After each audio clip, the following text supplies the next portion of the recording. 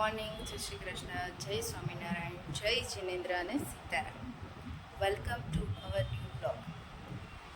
આજે છે બુધવાર. આજે બુધવાર છે.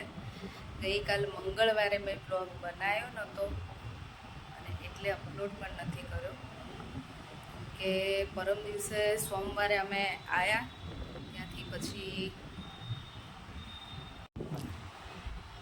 કે કાલે મંગળવારે સવારે સ્મશાન યાત્રા હતી મારા મોટા સસરાની.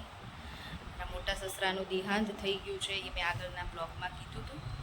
તો કાલે મંગળવારે સવારે એમની સ્મશાન યાત્રા હતી એટલે સવારે અમે બધા ત્યાં ગયા હતા. પછી ત્યાંથી આવીને ઘરના કામમાં અને મહેમાન હતા મારા ઘરે એટલે એમાં કાલે આખો દિવસ ગયો. અને પછી સાંજ બપોર પછી તો છે ને મને જ બહુ માથું દુખતું હતું કેમ કે 2 દિવસનું થાક ને એવું બધું હતું. રાત્રે પછી મોડા ઊંઘ ના આવે, આવું કંઈ થયું હોય ત્યારે હું ઘરે આવી ગઈ હતી પણ મને ઊંઘ જ નહોતી આવતી. પછી સવારે વહેલા મહેમાન હતા એટલે જાગી ગયા હતા. એટલે કાલે 2 દિવસથી એમને એમ હતા ને તો કાલ બપોર પછી મારી તબિયત ખરાબ થઈ ગઈ હતી. મને માથું બહુ દુખતું હતું, પછી વોમિટે રાત્રે બહુ થઈ. પણ હવે આજે સવારે સારું છે, આજે એકદમ ફ્રેશ છું અને તબિયત પણ સારી થઈ ગઈ છે. પણ ઓલું 2 દિવસ ઉજાગરા અને એમ પણ હું આવી રીતે બસમાં ને એમાં ક્યાંય જાઉં ને તો મને એવું થાય જ. બહુ ઓછું રાખું ખાવા પીવાનું ને એવું, પાણી પીવું વધારે ને વધારે, પણ જમવાનું તો બહુ માપનું રાખું કેમ કે પછી વધારે જો ના જમું ને સાવ તો ખાલી પેટે મને પિત્ત થાય ને વોમિટ થાય, અને જો સરખું જમાઈ જાય ને તોય વોમિટ થાય બસમાં કે કારમાં. એ મને એવી પ્રોબ્લેમ છે જ.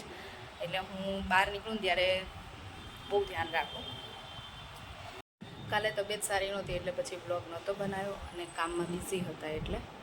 અને આજે 2 છોકરાઓ સ્કૂલે જતા રહ્યા છે, મમ્મી ને પપ્પા ત્યાં ગયા છે બાપુજીના ઘરે. અને બસ હવે રસોઈ બનાવી છે, કામ બધું પતાવીને ફ્રી થઈ ગઈ છું. અને ટીંડોરા બટેકાનું શાક અને રોટલી બનાવવાનું છે છોકરાઓ માટે અને મારા માટે. એટલે હવે રસોઈ બનાવી દઈએ બસ.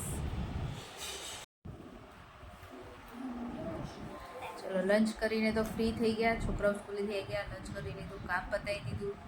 અને આજે તો જો કીધા વગર અત્યારે મેં કીધું નથી ને તો એ હોમવર્ક કરવા બેસી ગયા છે તરત જ જમીન.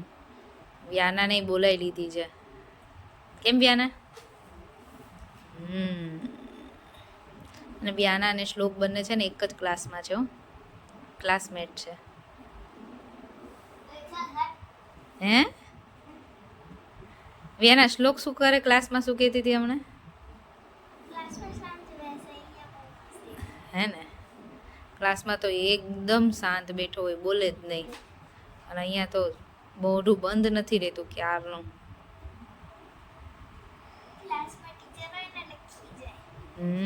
ટીચર નહીં ખીજાતા તોય નહીં બોલતો. ટીચર એમ કે આ કંઈ બોલતો જ નથી સ્કૂલમાં. મેં કીધું ઘરે આવો ને તો ખબર પડે શ્લોકની તો.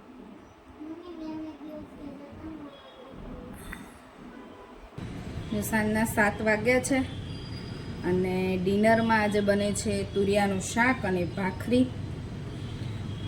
મમ્મી ને પપ્પા બે ત્યાં બાપુજીના ઘરે છે. પપ્પા બપોરે ઘરે જમ્યા હતા, મારે નજીક જ છે એટલે પપ્પા નહોતા ગયા. બેસવા જાય પછી પાછા જમવા બપોરે આવતા રહ્યા હતા. પણ ત્યાંથી ભાઈ ને ભાભીને બધાએ બહુ કીધું છે કે અહીંયા જમવા આવજો એમ. એટલે હવે અત્યારે પપ્પા ત્યાં બેસવા ગયા છે ને એટલે ત્યાં જમવાના છે. મમ્મી તો સવારના ત્યાં જ છે, તો રાત્રે જ આવશે. એટલે મારે ને કેવું ને છોકરાઓને એમાં 4ને જમવાનું હતું. તુરિયાનું શાક અને ભાખરી. શાકય બની ગયું છે ને હવે ભાખરી બનાવું છું. અને આજ તો છે ને ગરમી બહુ જ છે, બહુ જ બફારો થાય છે. બપોરે તો એવા વાદળા થયા હતા ને 3-4 વાગે, એમ હતું કે વરસાદ આવશે એમ. સારું, હવે એકાદો વરસાદ આવી જાય ને. જોકે એક વખત વરસાદ આવશે તો પછી વધારે બફારો થશે, પણ આ વખતે વધારે જ ગરમી થાય છે.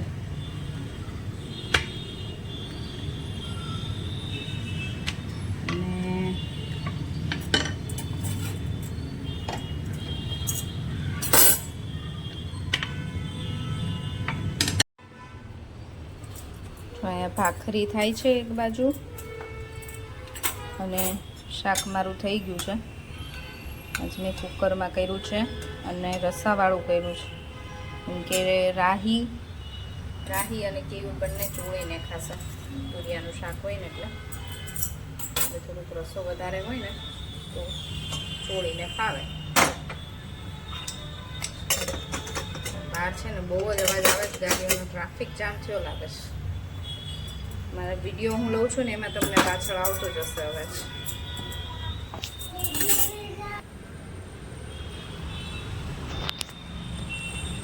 જો હજી તો આજે છે ને 7:30 નથી થયા અને મેં ડિનર બનાવી દીધું છે ગરમીનું વહેલા 7:30 વાર છે ત્યાં તો મારે ડિનર બની ગયું છે. બહુ ગરમી થતી હતી ને તો મેં કીધું લાઈ વહેલા બનાવી દઉં. વાદળા તો બહુ થાય છે, ખબર નહીં ક્યાં જઈને વરસે છે.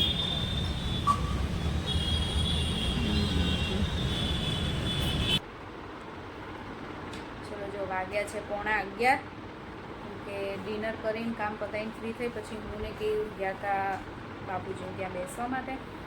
હજી જસ્ટ આવ્યા છીએ ઘરે. રાહીને શ્લોક હજી સૂતા નથી. અમને ખબર જ છે કે અમે ઘરે ના આવીએ ને ત્યાં સુધી એ ના સૂવે, એટલે હવે બંનેની બેગ્સને બધું પેક કરી દઈએ. અને જો હું ગઈ હતી ને સપ્તેશ્વર મહાદેવને બધું આખો દિવસ બે છોકરાઓને એકલા મૂકીને ગઈ હતી ને તો મને એમ થયું કે લાવો ચલો હું કંઈક ટોયઝ લઈ જાઉં. તો હું શ્લોક માટે આ ક્યુબ લાવી હતી અને રાહી માટે જે કિચન સેટ, એની પાસે કિચન સેટ તો 2-3 છે પણ પેલા સ્ટીલના આવે ને એ નથી. તો આ વખતે હું એના માટે એ સ્ટીલના લાવી છું. તો એ તો ખુશ થઈ ગઈ, પણ અમારો શ્લોક પાછો રિસાઈ ગયો. તો મને એમ હતું કે સરપ્રાઈઝ થશે તો ખુશ થઈ જશે, તો એના બદલે એ રિસાઈ ગયો. કેમ કે એના માટે હું ક્યુબ લાવીને એને એવું હતું કે મમ્મા મારા માટે કંઈક બીજું લાવશે, સારી વસ્તુ. પણ હવે એની પાસે બધા ટોયઝ છે ઘરમાં. અને આવી જગ્યાએ મંદિરે કે ત્યાં કંઈ ગયા હોય ને તો કેવું કે ટોયઝ એટલા બધા આમ એનું મટીરિયલ ને બધું સારું ન હોય. આ મને થોડુંક સારું લાગ્યું અને આ વસ્તુ એની પાસે નથી એટલે હું લાવી હતી. તો લાવીને એ દિવસે તો એને થોડુંક ન ગમ્યું, પણ પછી વાંધો નહોતો. બીજા દિવસે તો રમતો જ તો એનાથી. પણ છે ને હવે બંને ના પાડી કે મમ્મા ક્યાંય બહાર જાઉં ત્યાંથી અમારા માટે ટોયઝ નહીં લાવવાના. એટલે હવે ક્યાંક જઈશ ને તો એ લોકો માટે ટોયઝ નહીં લાવું, કંઈક બીજું લઈ આવીશ, અથવા તો અહીંયા આવીશ ને પછી કંઈક એમને જે જોઈતું હશે ને લઈ આપીશ, એવું કરીશ. થોડું મને એમ થાય કે લાઈ હું મૂકીને ગઈ છું ને, બધા છોકરાઓ મૂકીને જ ગયા હતા, એટલે બધાએ છોકરાઓ માટે કંઈક ને કંઈક લીધું. એટલે મને એમ થયું કે લાઈને હું રાહીને શ્લોક માટે લઉં. હવે તો એ બંને જ ના પાડી કે મમ્મા અમારા માટે કશું નહીં લાવવાનું. તો હવે જોઈશું, સારું લાગશે તો લેવાનું, નહીં તો નહીં લેવાનું. અને તમારે બધાની કોમેન્ટ આવી છે એ વિડીયોમાં કે સરસ દર્શન કરાયા. સપ્તેશ્વર મહાદેવ સરસ છે, મંદિર બહુ મસ્ત છે. અને છોકરાઓને પણ મેં વિડીયો બતાવ્યો તો એમને એવું કીધું કે મમ્મા અમારે જવું છે. મેં કીધું જોઈશું તો આપણે પાછા શ્રાવણ મહિનામાં જઈશું. અને છે ને જો આ બંનેની મસ્તી છે ને 11 વાગે પૂરી નથી થતી, સુવાનું નામ નથી લેતા. ચલો જો આ બેની મસ્તી તો અમારે છે ને આવી ચાલુ જ રહે છે, આખો દિવસ બે નકરી મસ્તી જ કરતા હોય છે. તો હવે આજનો વિડીયો અહીંયા જ પૂરો કરીશું. આ લોકોની મસ્તી તો પૂરી નહીં થાય, પણ આપણો વિડીયો પૂરો કરવો પડશે. હવે 11 વાગ્યા છે એટલે. તો આજનો વિડીયો અહીંયા જ પૂરો કરીશું. ફરીથી મળીશું કાલે નવા વિડીયો સાથે. ત્યાં સુધી બાય બાય, ગુડ નાઇટ અને જય શ્રી કૃષ્ણ. અને જો વિડીયો ગમ્યો હોય તો લાઈક, શેર અને સબસ્ક્રાઈબ કરી.